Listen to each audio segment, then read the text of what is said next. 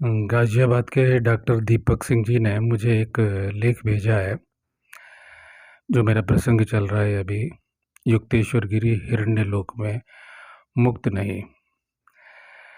तो ये 7वां भाग है। मैं इसे बंद कर देना चाहता था, लेकिन उन्होंने बड़ी गजब की बात लिखी है। उस लेख में क्या है कि वो लेख चंद्र प्रकाश चौहान जी का है, और चंद्र प्रकाश चौहान जी की शख्सियत यानी उनका व्यक्तित्व ये है कि वो कई संस्थाओं से जुड़े हैं, और शांति कुंज हरिद्वार, श्री राम शर्मा आचार्य युग निर्माण योजना वालों की संस्था में भी अच्छे बड़े पद पे हैं, प्रचारक हैं उनके। और कई संस्थाओं में ऐसे प्रचारक हैं, लेखक हैं, उनकी आवाज़ विभिन्न साइडों से कई लाख लोगों तक जाती है। तो उन्होंने कहा है कि भाई भगवान कृष्ण ने अवतार बाबा से दीक्षा ली। अब ये बात सुनना कैसा लगेगा भगवान कृष्ण के भक्तों को, और अवतार के विषय में आप ज़्यादा जानते हैं, जो भी कृष्ण भक्त हैं या जो भी सनातन धर्मी हैं। तो चंद्र प्रकाश चौहान जी का पत्र बड़ा लंबा है, और ज़रा आप भी सुन लीजिए क्या लिखा है उन्होंने अपने लेख में। एक तो उस लंबे लेख में मैं पढ़ के सुनाऊं, उससे अच्छा है कि मैं उसका सारांश आपको बता दूं। भगवान कृष्ण को भी उन्होंने दीक्षा दी, आदि शंकराचार्य को भी उन्होंने दीक्षा दी, कबीर को भी उन्होंने दीक्षा दी, शिरडी के साईं बाबा को भी दीक्षा दी उन्होंने। और अब जो है वो क्या कर रहे हैं कि कृष्ण भगवान के साथ यानी कि दूसरे लोक में दोनों, ये महाअवतार बाबा तो अभी शरीर नहीं छोड़ा, और महाअवतार बाबा क्योंकि उस नाम से प्रचलित किया हुआ है, और मैं अवतार बाबा या हिड़ा खान बाबा जो मैं पिछले अंकों में बोलता आया हूँ उनको, क्योंकि उनके ही शिष्य योगानंद ने उनका नाम रखा है, लेकिन अब वो जो मूल चीज़ें हैं वो खो जाती हैं। और फिर मैं आगे बढ़ता हूँ, और इन सबको उन्होंने दीक्षाएँ दी हैं, उनसे बड़ा कोई नहीं है। और वो उनके मैंने विचार बता दिए। ये जो किताब है वो आपने सुनी होगी। तो अब उनका काम क्या रह गया, वो लोक निर्माण के लिए, सृजन के लिए, संसार में कल्याण के लिए, जैसे हिंसक विचार चल रहे हैं उनकी शांति के लिए, दोनों लोग मिलकर के कार्य कर रहे हैं सूक्ष्म जगत में। ये सारी कल्पनाएं, ये जो है ये जिम्मेदार हैं, क्योंकि ईसा, मैंने कहा ना, ईसा के दर्शन की सबसे बड़ी किताब है, और ये उनकी खुद की लिखी हुई है, जो करोड़ों में ये किताब बिकी है। और ये 94 सन का एडिशन, संस्करण मैंने पढ़ के सुनाया है। ये वचनामृत है जो उन्होंने प्रवचन दिए हैं, उसकी रिकॉर्डिंग, कि सारा ब्रह्मांड ईसा मसीह का शरीर है, ये है, वो है, सब मैं पढ़ चुका हूँ। क्योंकि और जो मेरे लगातार जिन्होंने मुझे सब्सक्राइब किया है वो बोर हो जाएंगे, इसलिए मैं नहीं सुना रहा हूँ। आप जो लोग नए हैं वो पढ़ लीजिएगा। यानी कि मेरे जो पुराने वीडियो हैं, इससे पुराने अंक 6 भाग मैंने लगातार, केवल युक्तेश्वरी गिरी मुक्त नहीं, ये योगानंद योगी कथामृत और होली साइंस, मैंने सब कुछ कहा कि ये कौन कौन कैसे कैसे इन्होंने कैसे कैसे अपने गुरु का नाम ये रख दिया। किसी का अपने गुरु का नाम ज्ञान अवतार, फिर लाड़ी का नाम योगा अवतार, उनका नाम महा अवतार रख दिया। तो ये इनका रखा हुआ नाम है, और अपने शिष्य को राज ऋषि दे दिया, और फिर राज ऋषि ने इनको प्रेम अवतार बोल दिया, वो उपाय ये सब चल गया।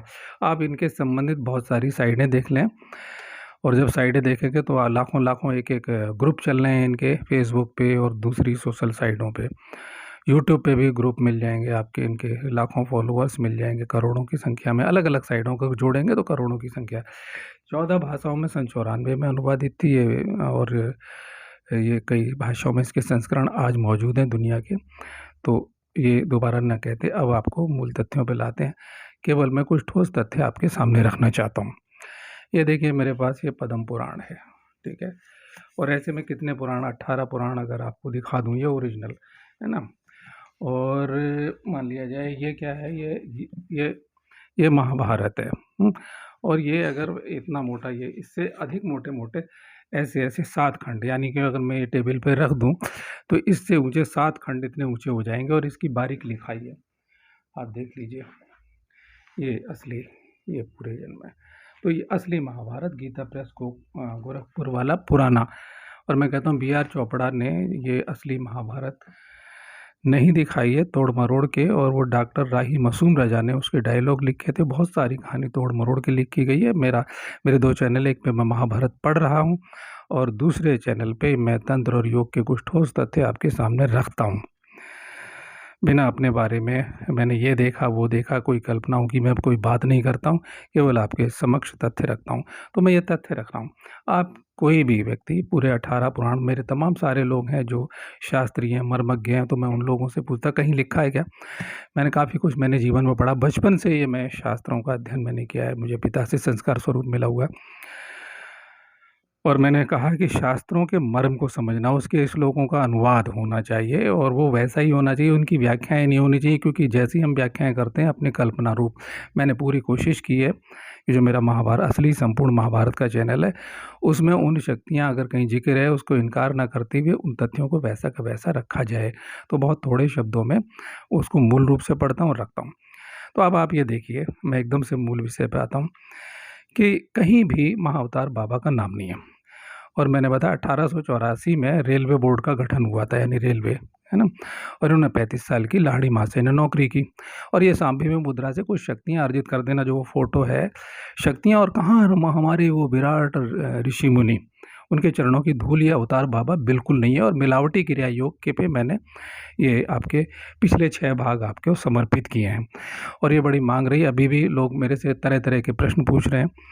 लोगों ने बहुत थोड़े से, चाहे मैं कहता हूँ बहुत कम लोग हैं मेरे फॉलोवर से कुछ नहीं हो, लेकिन जो हैं लोग वो कुछ अतिरिक्त मस्तिष्क रखते हैं, वो ओशो से प्रभावित नहीं होते। वर्तमान में कम से कम 20-50 ऐसे गुरु हैं जो बहुत ज़्यादा ऊपर हैं, जैसे सदगुरु हैं, आचार्य प्रशांत हैं, और दुनिया भर के मार्गों के वो खंगाले हुए लोग हैं, और वो मुझसे सवाल करते हैं, सीधे फ़ोन भी करते हैं, और टिप्पणियाँ भी हैं कुछ लोग, गिनती के लोगों की। मेरा व्हाट्सएप ग्रुप है, उसमें मुझे पूछते हैं। तो मैं आपसे निवेदन करना चाहता हूँ, देखें कि अपनी चेतना को खोलें। जो तथ्य जैसा है, ये धर्म बड़ा गड्ढमड कर दिया है, इसलिए मेरी हमेशा बात, फिर से आता हूँ 5000 साल पे, ये जितनी पुस्तकें हैं ये हमारे मूल ग्रंथ हैं, और ये ऋषियों के लिखे हुए, ऋषियों की वाणी है। इसमें शास्त्र क्या है? ऋषियों की वाणी है। शास्त्र शब्द के अलग अलग अर्थ करोगे आप, है ना? तो वो शब्द अर्थ और व्याख्याएं नहीं करते उनकी। मैं अब क्योंकि कुछ अर्थ मैं कर नहीं रहा हूँ, मैं कोई शास्त्र का अर्थ क्या है आप गूगल पे ढूंढेंगे, वो भी गलत ठीक अर्थ दे रहा है, ठीक नहीं। अनुवाद बहुत सारे ठीक नहीं, किसने डाले हैं? वो उन लोगों ने डाले हुए हैं।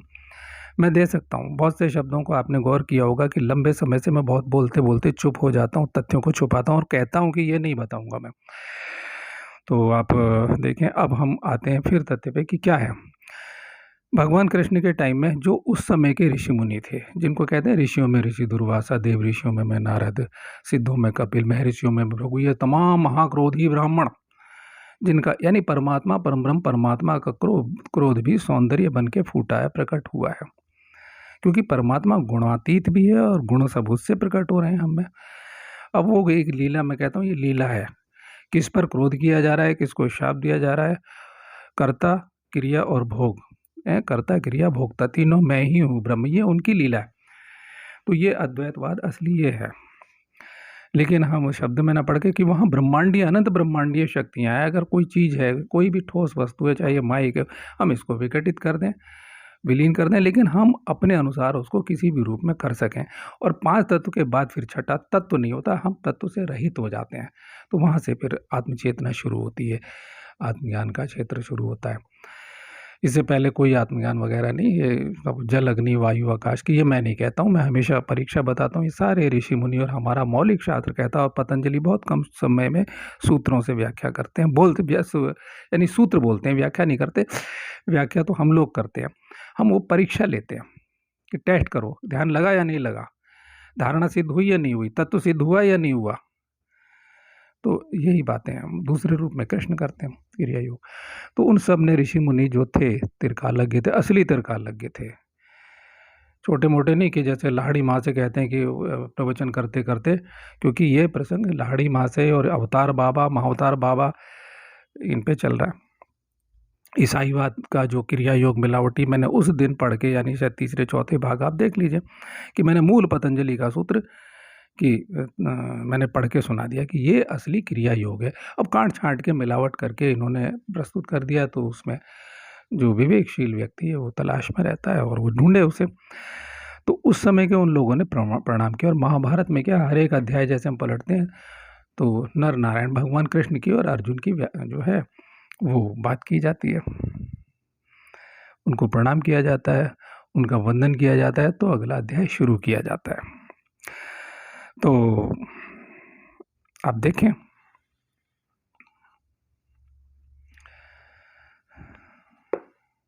तो प्रिय, एक तो कहीं जो है वो इनका नाम नहीं मिलता कोई अवतार बाबा जैसा। और मैं आपको बहुत ठोस एक लाइन दे रहा हूँ कि जितने अवतार हैं ये सब हमारे शास्त्रों में हो चुके हैं। ये देखिए पद्म पुराण में क्या है, इसमें भी अवतारों का, किसी में भी देख लीजिए अवतारों का वर्णन है, तो कूर्मा अवतार, मत्स्य अवतार, राम अवतार, परशुराम अवतार।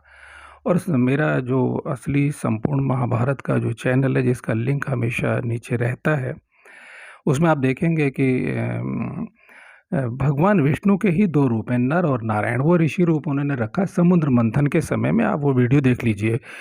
और वीडियो की संख्या अभी मैं बता देता हूँ आपको। तो मेरा जो महाभारत का चैनल है उसका वीडियो नंबर 8 है, ये 8वां वीडियो है, और उसमें है विष्णु के ही 2 रूप नर और नारायण समुद्र मंथन में किन किन मुख्य देवताओं का क्या श्रम रहा महाभारत में। तो ये आप देख लें। मूल महाभारत को मैंने पढ़ के सुनाया है, और वासुकी की शक्ति क्या थी, और वो बहुत सारी चीज़ों के उत्तर हैं उसमें बहुत कम शब्दों में, कि भाई कि पृथ्वी तो आकाश पर टकी हुई है, तो नाग शक्ति है, जिसे नाग शक्ति है वो अदृश्य है। एक शरीर से नाग देवता हैं, शेष नाग हैं, क्योंकि आप ढूंढेंगे तो कहीं नहीं मिलेंगे, है ना, वैसे दर्शन नहीं देते वो। और दूसरा क्या है, तो वो सारा कुछ, और विज्ञान क्या कहता है, मैंने उसका स्पष्टीकरण दिया है।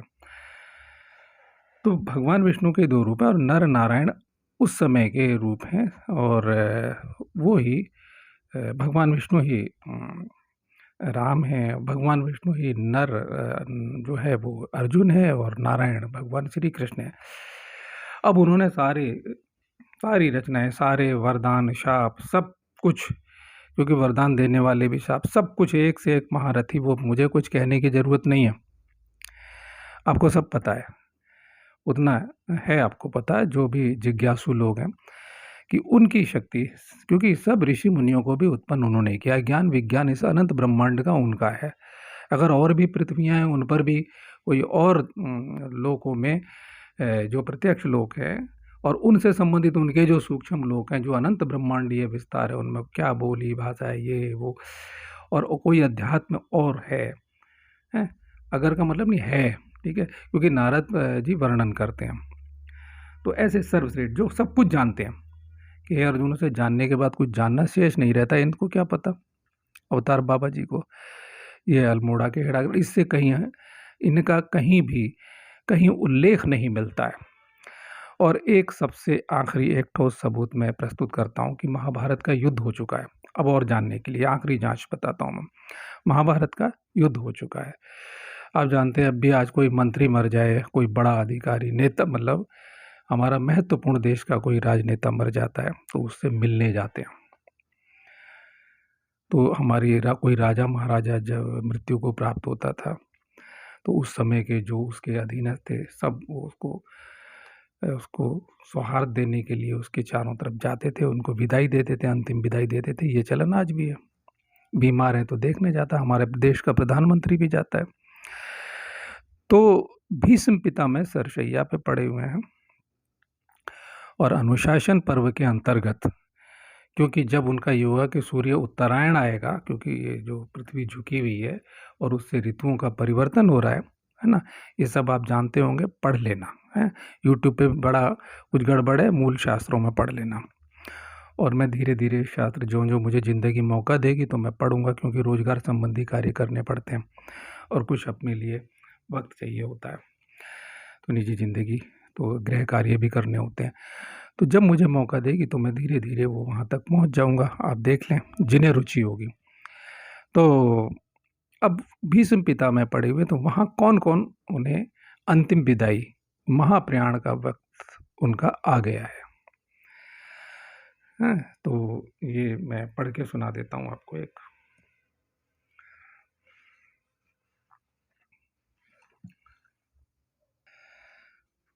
तो उन्हें अंतिम देह त्यागने से पहले, और ये मैंने कई बार प्रसंगों में कहा है, ये महाभारत हमारी कहती है कि उन्होंने योग बल से जब प्राणों का है ना, जो पतंजलि कहते हैं या हमारे जो ऋषि कहते हैं, जब उन्होंने प्राणों का संचार किया, प्राण त्यागने के लिए हम लोगों की पद्धति क्या है, ऐसे नहीं मरते जैसे ओशो मर जाते हैं रोग शोक से ग्रस्त होकर, ऐसे नहीं मरते जैसे हमारी एक पद्धति है। गीता में भी कही गई है, भ्रकुटियों के मध्य में प्राण, और ऐसे ऐसे हम जो है कपाल से, ब्रह्मरंध्र से प्राणों का त्याग करते हैं। तो वो जो है पूरा वर्णन है कि उन्होंने संपूर्ण प्राणों का संचयन करके जैसे ही उन्होंने किया तत्वों का, तो सारे बाण उछल के निकल के बाहर, और घाव सारे भर गए। तो ऐसे तो अभी तक भी योग शक्ति संपन्न ऋषि, मतलब योगी होते रहे हैं, और कईयों का नाम मैं लेता रहा हूँ। बेशक वो उच्च कोटि के हैं, संपूर्णता बहुतों में बिल्कुल नहीं है उन ऋषि मुनियों की तुलना में। मैं हमेशा उनकी बात करता हूँ जहाँ मौलिकता है। हमारा अध्यात्म, मैं धर्म की बात नहीं कर रहा, अध्यात्म मौलिक है ना। तो अब उनके चारों तरफ कौन कौन है जो विदाई देने आए हैं, और भगवान कृष्ण इतने जो सबका नाम ले रहे हैं, सारी दुनिया जानती। संदीपन आश्रम में गए पढ़ने, आज भी उज्जैन में संदीपन आश्रम है, जहाँ जहाँ वो सारी चीज़ें खोजी जा चुकी हैं। वो क्यों नहीं नाम लेंगे कि मेरे गुरु महाअवतार बाबा हैं। अवतार बाबा बोल देंगे, अवतार सिंह बाबा कोई भी हैं कि वो हैं, क्यों नहीं बोलेंगे। वो सबके नाम ले रहे हैं, सबका आदर कर रहे हैं, वो ऋषियों के पैर छू रहे हैं, ऋषि उनको प्रणाम कर रहे हैं झुक करके, जानते हुए कि ब्रह्म चेतना, ब्रह्म अवतरण है, विराट स्वरूप का अवतरण है भाई। क्योंकि अवतार जो है वो कोई इस तरह तपस्या करके, और ईसाई धर्म और मुस्लिम धर्म और समन्वय नहीं करता, जो कि मैंने ये बताया है, ये जो किताब पढ़ के अभी ईसाई धर्म की, ये जो मैंने आपको पढ़ी है, ये समन्वय की कैवल्य दर्शन, होली साइंस और फलाना, सबसे ज़्यादा ईसाईवाद, क्योंकि तब ईसाई ये थे ही नहीं। अभी तो हम सन 2023 में बैठे हुए, इस तरह की बातें करना, अनर्गल बातें करना। लेकिन साहब जय जयकार है, ये ऐसा काल आ गया है। और आप इस किताब में पढ़ें, कितने अध्याय मुस्लिम धर्म पे हैं, मैंने आपको काफ़ी कुछ बता दिया। तो इसे पढ़िएगा ज़रूर, ये कि जो इनके प्रति आस्था रखने वाले हैं, आंख बंद कर लेते हैं कि और लोगों के प्रति कि ये मौलिक हैं, लेकिन ये मौलिक नहीं, कुछ शक्ति प्रदर्शन से कुछ नहीं होता है। अनंत शक्ति, कोई ऐसी शक्तियाँ जैसी कि वर्णन ऋषि मुनि होगी। तो योग में ही होगा, ऐसा नहीं। और मैं हमेशा कहता हूँ, कोई ये जो भरमाने में मत पड़ो, हम कुछ भी करेंगे, मैं हमेशा कहता हूँ। तो हमें, हमारे अंदर क्या है, वो अपने आप प्रादुर्भाव होगा, हम कामना नहीं करते, हम विराट चेतना में जाने लगते हैं, विराट शक्तियाँ प्रस्फुटित होने लगती हैं। खैर, तो अब इनके चारों तरफ कौन कौन है, और उसमें साहब इन अवतार जी का कहीं नाम ही नहीं है, लेकिन कहते हैं दीक्षा दे दी। कब दी, कैसे दी, तो ये ठीक नहीं है। अनंत परम ब्रह्म परमात्मा का अवतरण भगवान श्री कृष्ण को प्रणाम करते हैं। ओम श्री गुरुवे नमः, ओम श्री गणेशाय नमः। कि आप ये सुने मूल प्रसंग अनुशासन पर्व का, इसमें कौन कौन है। और देवराह बाबा मैं नहीं जानता, लेकिन तमाम दुनिया मानती है, क्योंकि बहुत खोजबीन की गई कि 300 वर्ष, तैलंग स्वामी की लगभग 300 वर्ष की आयु। और आज बहुत सारे ऐसे लोग हैं जो दीर्घायु हैं, और उनके शरीर में 150-150 साल के लोग, जैसे शिवपुरी बाबा थे शंकराचार्य की परंपरा के, उन्हें तो ओशो ने भी मान्यता दी है। आप इन ओशो टाइम्स में पढ़ लें, द बुक्स है आई हैव लव्ड, ये जो ये कॉलम लिखते हैं वो, उन्होंने अपने प्रवचनों में कहा ओशो ने कि ये किताब है। तो शिवपुरी बाबा, उन्होंने तो अपना मुंह का कैंसर ठीक कर लिया, रामकृष्ण परमहंस से नहीं हुआ।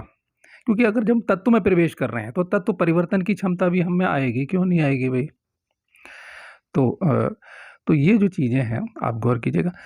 उनके चारों तरफ को ना व्यास, चारों तरफ व्यास जी हैं, चारों तरफ घेर के खड़े हुए हैं। पांडव हैं जो बचे हुए, सब मरे हुए हैं, और 3 उधर मचे हुए थे, कृपाचार्य और अश्वत्थामा, इनको अश्वत्थामा को तो उसकी तो जिंदगी जन्म जन्म पाप कर्म के कारण शाप दे दिया, उसके तो जन्म जन्मांतर क्या, इसी जन्म में तुम दीर्घ काल तक जियोगे, वो आप पढ़ लेंगे कितने हजार साल तक। और कृपाचार्य, खैर अब आप देखिए, व्यास जी, देव ऋषि, नारद, देवस्थान, ये ऋषियों के नाम है।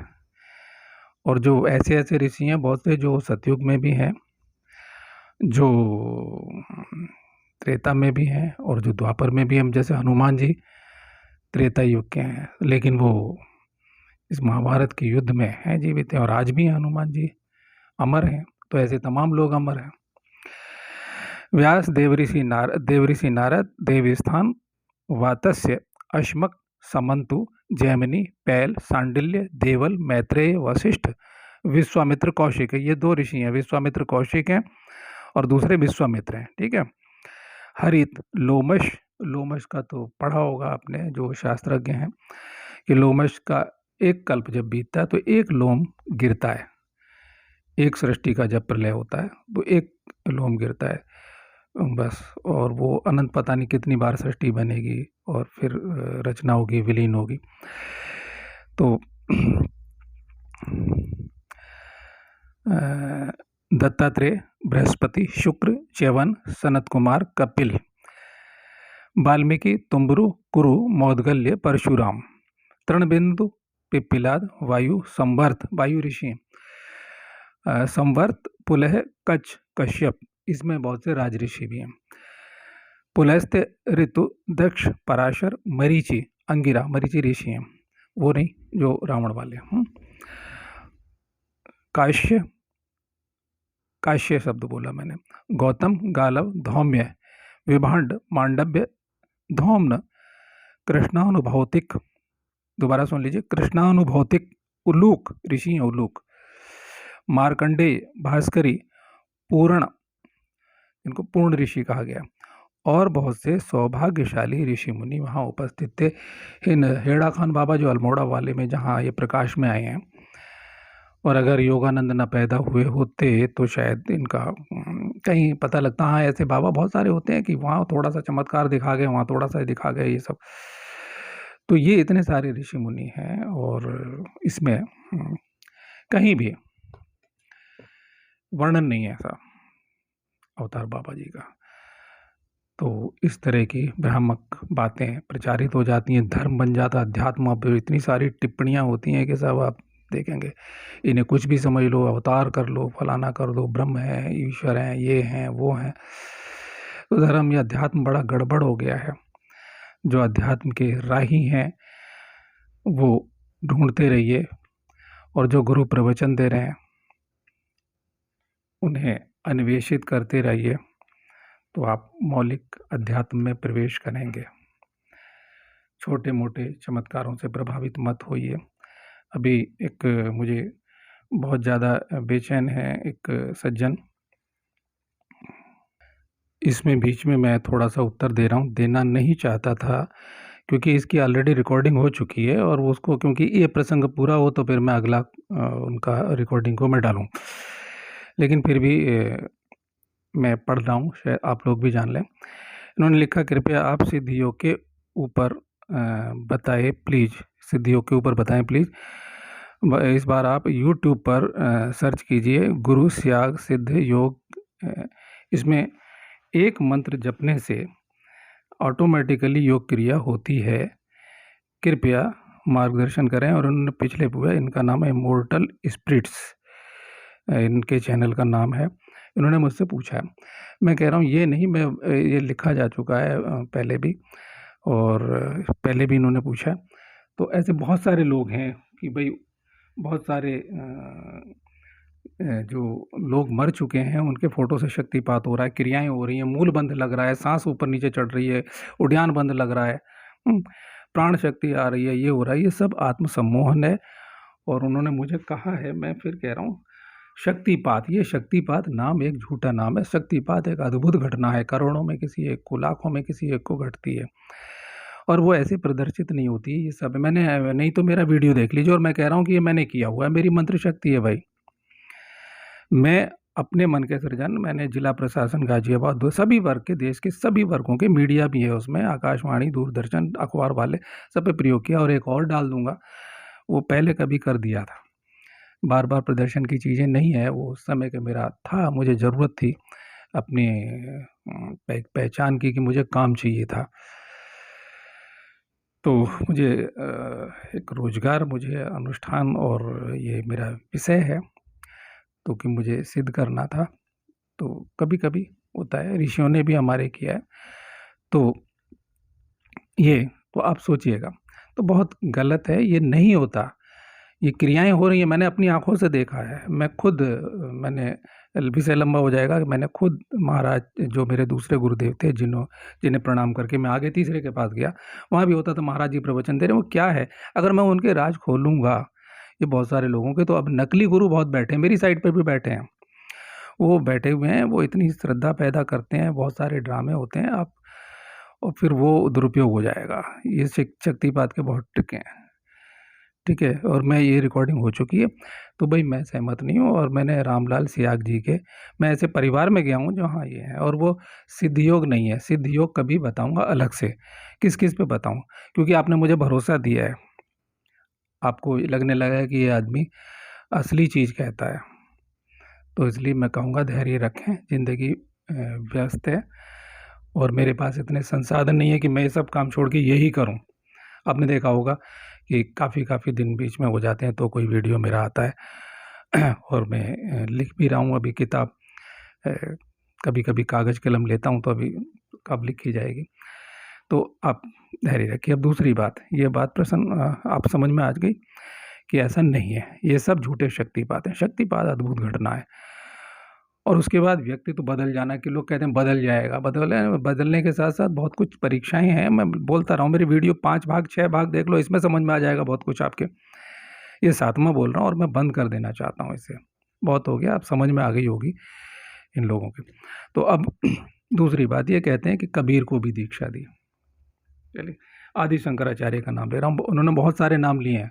रविदास और पता नहीं कोई छोड़ा नहीं, 5-7 जो बड़े-बड़े दिग्गज हैं, यानी सबसे बड़े गुरु हैं, सबके बाप ये हैं महाअवतार बाबा।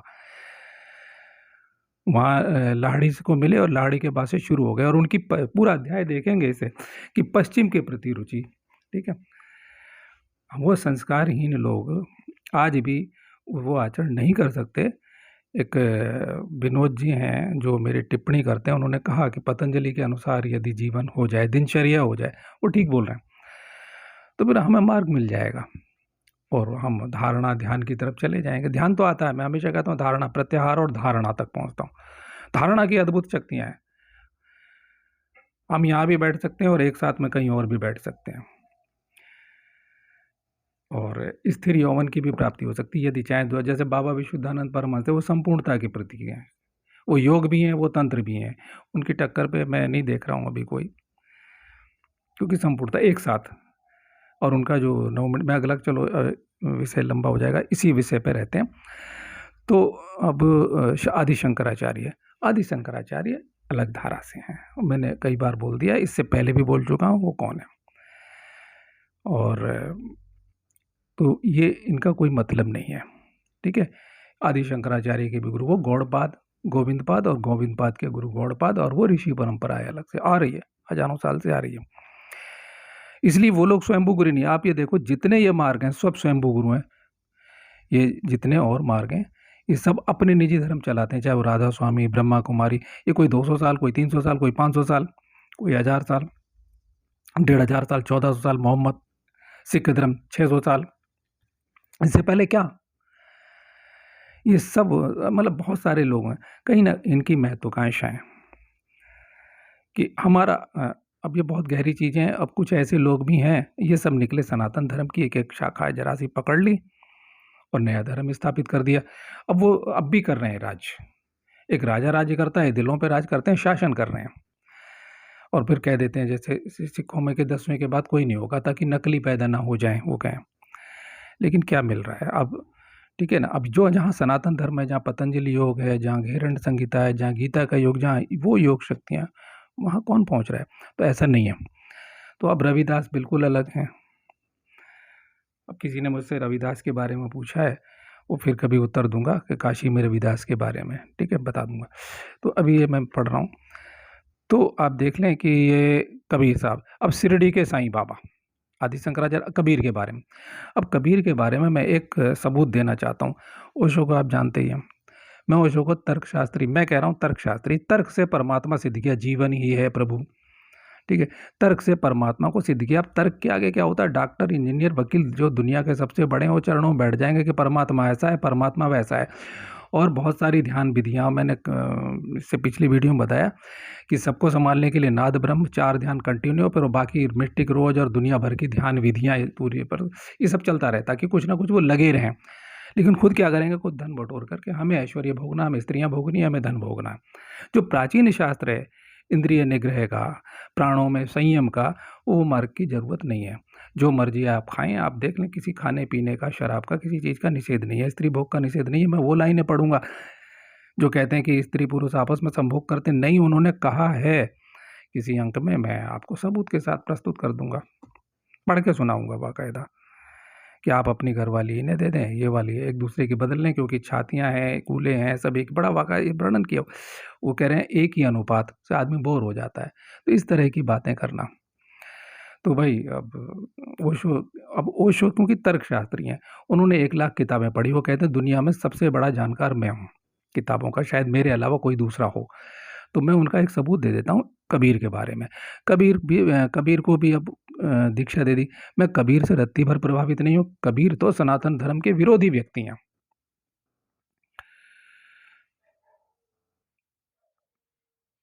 जो गीता में जल और पिंड की बात, पितरों की बात और दुनिया भर की बातें अध्यात्म की गई हैं, साकार और निराकार दोनों की बात की गई है, और फिर साकार और निराकार के परे की बात की गई है, हैं?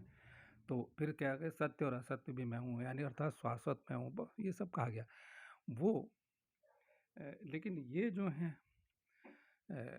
एक अलग है। और कबीर जो है बिल्कुल, आप देखिए, कुछ भी नहीं मानते हैं, इसीलिए लोग उन्हें पत्थर मारते हैं। तो ये रहा, आप देखिए ओशो टाइम्स, ये कबीर के बारे में।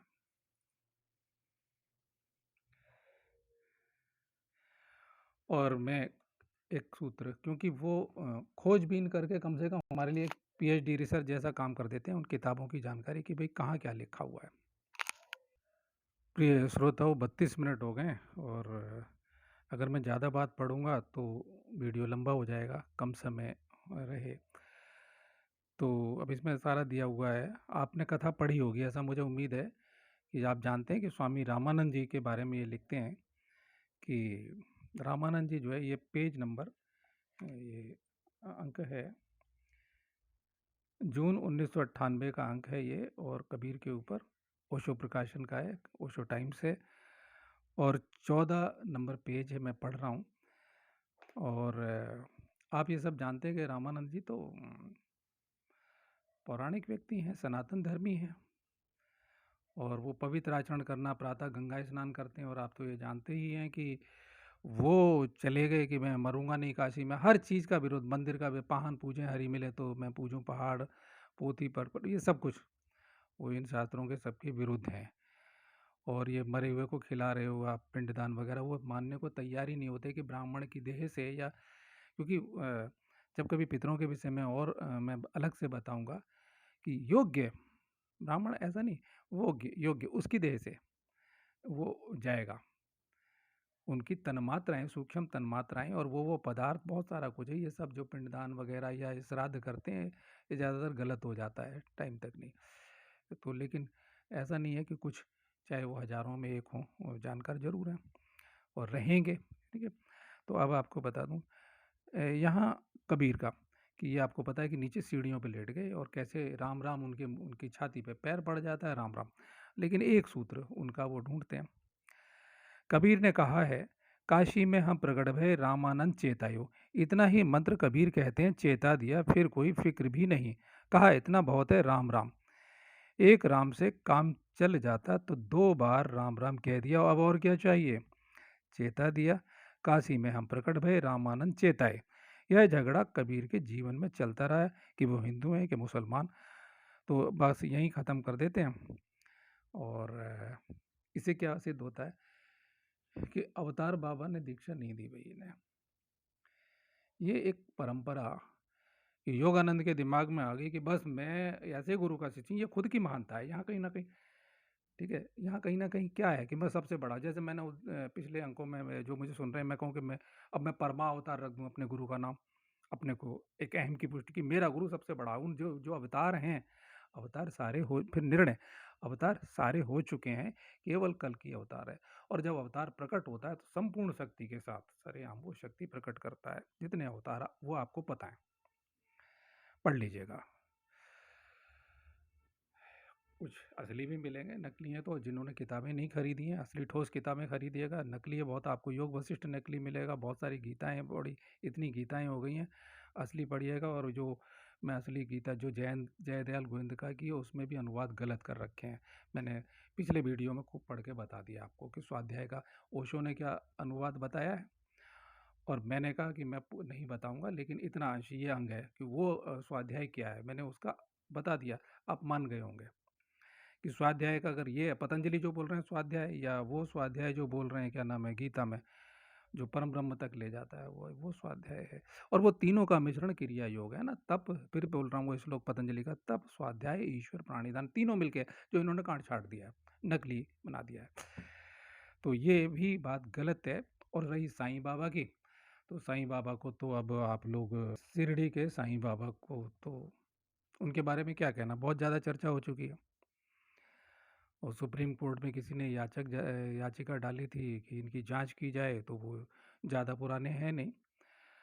और कैसे कैसे कि ये शिरडी के साईं बाबा, तो भाई चांद मियाँ नाम के मुसलमान थे, और क्या थे, मुझसे क्यों कहलवाते हैं। जो पूछने मेरे वाले हैं, जो मुझसे चाहते हैं, जो मुझे सुन रहे हैं, मुझसे अब कुछ मत करिए। इसमें मिल जाएंगे, वीडियो मिल जाएंगे, और बहुत ज़्यादा कह दिया गया है समाचारों में, आज तक वगैरह सब पे बहुत ज़्यादा आप ढूंढ लीजिए, सभी चैनलों पे इस पर वाद विवाद हुआ है, या डिबेट जिसको कहते हैं आप, वो हुआ है। तो वो चांद मियाँ नाम के एक मुसलमान थे। ये तो संसार ऐसा ही है, असली को कोई नहीं जानता। मेरी पूरी कोशिश है कि मैं आपके सामने मौलिक तथ्य, असली अध्यात्म रख सकूं। ये ऐसे हुआ, अब ये इनके गुरु बनना था, मुझे कहीं नहीं दिखता, तो इनको ये सब गुरु बनना है, और अध्यात्म विदेश में फैलाना है। कैसा? वो वाला खिचड़ी, हिंदू, मुस्लिम और सनातन धर्म। और सनातन धर्म को यानी वेद शास्त्रों का सारा निचोड़ वो उसमें ईसा मसीह के वचनों में। और मैंने बताया है कि इसमें कई बार बताया, दोबारा शायद, लेकिन फिर भी ये योगानंद परमहंस के कारनामे हैं, इनकी बहुत सारी कल्पनाएं हैं। तो कुछ थोड़े बहुत शक्तियों से कुछ नहीं होता, इनसे प्रभावित नहीं होना चाहिए। विराट अनंत शक्ति की जरूरत है भाई। जब तक हम नहीं हो जाते, चाहे मैं हूँ चाहे आप हो, मैं आप ही का भाई हूँ, तो मैं मामूली साधक हूँ भाई, अपने गुरु के बताए रास्ते पर चलने वाला एक मामूली साधक हूँ। तो ये होना चाहिए, इससे ज़्यादा मैं कुछ नहीं हूँ। तो तक हो नहीं जाते, और हो जाऊँगा तो मैं आपको बताने क्यों आऊँगा, बैठा आऊँगा, फिर तो सब कुछ इच्छा जारी हो जाऊँगा ना। तो ये रही, ये तो ऐसा हुआ। और ये इनको बनने का शौक है, अगर गुरु बनने का भगवान कृष्ण का, तो दीक्षा नहीं ली भाई, ना इन्होंने किसी को दीक्षा दी। ये सब मनगढ़ंत बातें हैं, निर्णय मनगढ़ंत बातें हैं, इनकी कल्पनाएं हैं, अपने आप को सिद्ध करने के लिए कि मैं सबसे बड़े गुरु का। और वो खुद कह रहे हैं कि मैंने इनके ये नाम रखे हुए, मैंने रखे हैं, पेज संख्या मैंने पढ़ के बना दी, ये 7वां भाग है। और मुझे पूरी उम्मीद है 8वां नहीं, मैं अगला कुछ नया आपकी सेवा में आपके प्रश्नों के उत्तर दूं। और शक्तिपातों से सावधान रहें, ये क्रियाएं होती हैं। क्योंकि अभी इसको और ज़्यादा रिफाइन कर देता हूँ, जो पूछा है इन्होंने, क्या है कि मूलबंध भी लग जाएगा। जो हमारे मन में होता है उस टाइम में, जब हम किसी के उसमें होते हैं प्रभाव में, तो वो सारी क्रियाएं हमारे ही मन से चलनी शुरू हो जाती हैं, ठीक है।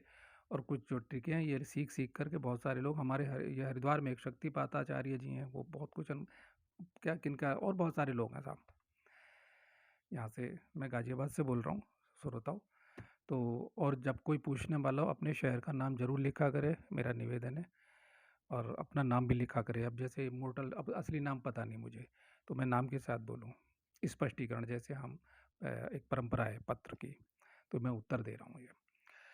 तो प्रिय, ये सब बकवास है। ये तो ऐसे हुआ कि जैसे कि एक आदमी को चोट लगी, यानी युक्तेश्वर गिरी को चोट लगी, उसे मृत्यु मान लेते हैं और किसी को चोट लग जाए और उसके बाद क्या हो, उसे हॉस्पिटल में एडमिट, होश आए तो हॉस्पिटल में। तो युक्तेश्वर गिरी को ऐसे सोच लो, जो योगानंद जी के गुरु हैं, इनके ये जो गुरु हैं, गुरु महाराज जी हैं इनके, योगानंद जी के, तो वो बताते हैं भाई वहाँ ये दुख हैं और ये चीज़ें हैं, इतने प्रकार के डर हैं, लेकिन बीच में उन्हें परियां भी दिख रही हैं और नाग कन्याएं भी दिख रही हैं, लेकिन युद्ध हो रहे हैं, बम चल रहे हैं, बहुत सारी घटनाएं घट रही हैं, और वो सब मैंने पढ़ के बनाया, बड़ा मज़ेदार है।